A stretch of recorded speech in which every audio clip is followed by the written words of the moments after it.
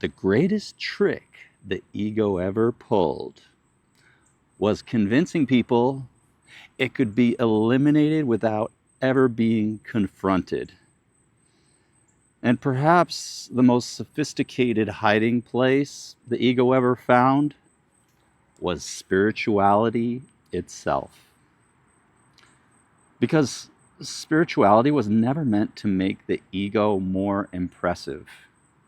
It was meant to expose it, to humble it, to loosen its grip, to reveal the parts of ourselves we would rather avoid. And yet, the ego has an incredible ability to survive. It doesn't always survive by becoming louder. Sometimes it survives by becoming more refined, more intelligent, more socially acceptable, more difficult to detect. If the ego cannot become the richest person in the room, it may try to become the most enlightened. If it cannot gain admiration through success, it may seek admiration through consciousness. If it cannot feel superior through achievement, it may feel superior through spirituality. And that's where spiritual bypassing begins. Spiritual bypassing is when someone uses spiritual beliefs, practices, or experiences not as a tool for transformation, but as a way to avoid uncomfortable parts of being human. Avoiding accountability, avoiding pain, avoiding self-loathing, avoiding self-reflection,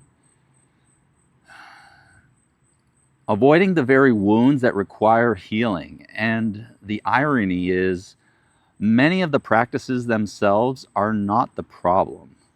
They can be incredibly powerful.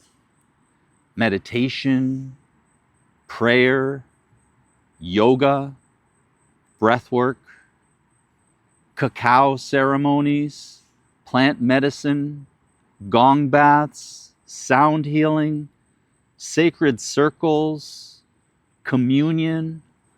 All of these can create profound experiences of connection, awareness, and transformation, but the practice is only as powerful as the intention behind it. Because the same ritual can either become a doorway to growth or a beautifully decorated hiding place. A cacao ceremony can genuinely open someone's heart, or it can become a sacred experience someone uses to avoid having a difficult conversation they know they need to have. A gong bath can bring deep peace, or it can become a temporary escape from the chaos someone continues creating when they leave the room.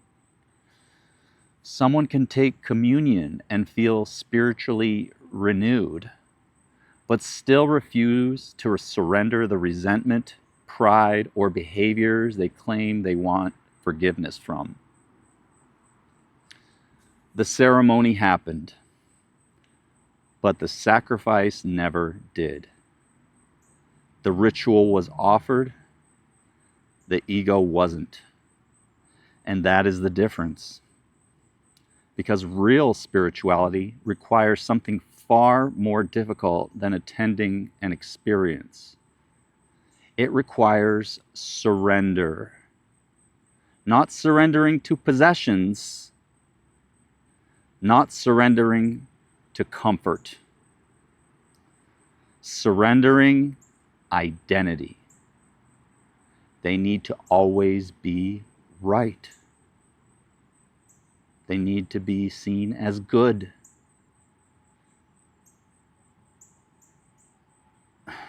The need to be the healer instead of the person still healing. The need to be the teacher instead of the student. The need to believe the image we created is the truth. Because the ego loves appearances. It loves anything that allows it to survive while pretending it has disappeared. It's almost comical. The ego hears, "Let go of yourself." And it responds, "Absolutely, I will become the greatest person at letting go of myself." It turns humility into performance. It turns consciousness into an identity. It turns awakening into another achievement to collect. And suddenly, someone isn't just a person anymore. They are the awakened one, the empath, the healer, the person who sees beyond everyone else. But the moment someone believes they are beyond their own shadow, their shadow has already found the perfect disguise. Because the ego doesn't only hide in arrogance. Sometimes it hides in humility. Sometimes it hides behind the words love and light. Sometimes it hides behind the belief that someone is too evolved for conflict, too peaceful for accountability, too conscious to admit they were wrong. The ego is not concerned with what costume it wears. It only cares that it remains in control.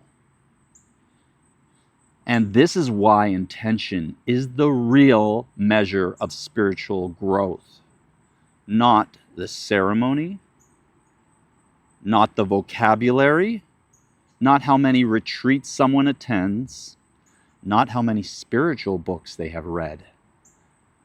The question is, what is the intention behind the practice? Am I here to transform?